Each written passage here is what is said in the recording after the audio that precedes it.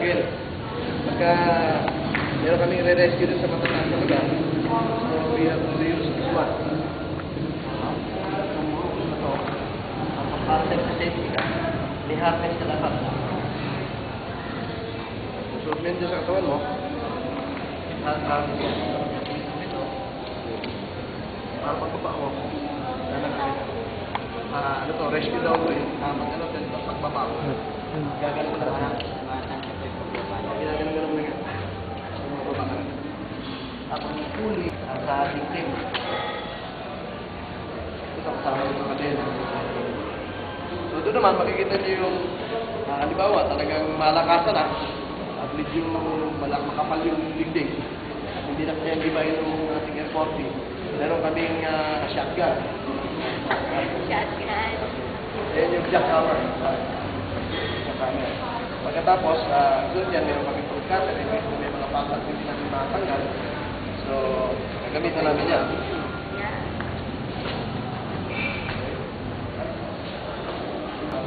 So, tuloy namin. Kumain lang po. Dahan-dahan. Sampung kilo yun eh. Dito naman, sa pavilyon, kung nakikita niyo yan, yung dalawang taon yan, kung nakikita niyo,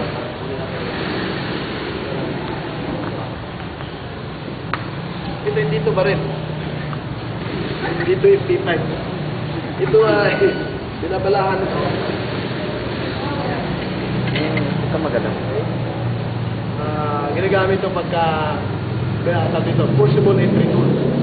Pagkalibawa, pader, wala nang choice.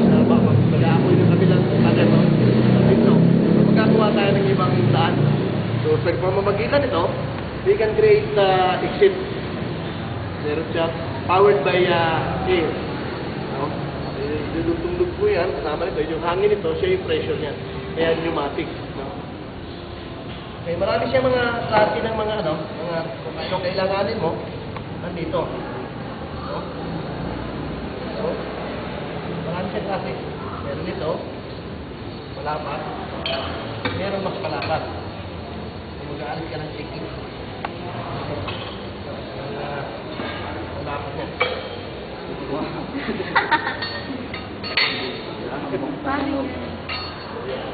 Yan yung mga ginagamit pang tiklap ng mga tiklap din. So yan ang tawag yan, Air 40. Pneumatic. Okay. So ito rin, lift bag ang tawag dito. Pwede yung mga lift bag yan. So pagka yan nilagay mo sa ilalim, tapos sinanginan mo yan, aangatin niya yung something na nakatagal sa isang tao. Parang lobo po siya. Lulubo yan. Para magkaroon ng space between dun sa nakatagan sa'yo at saka dun sa nakatagan sa'yo, saka yung nataganan, ilalagay mo rito para igaganon yung nakatagan sa'yo, then makukuha lang.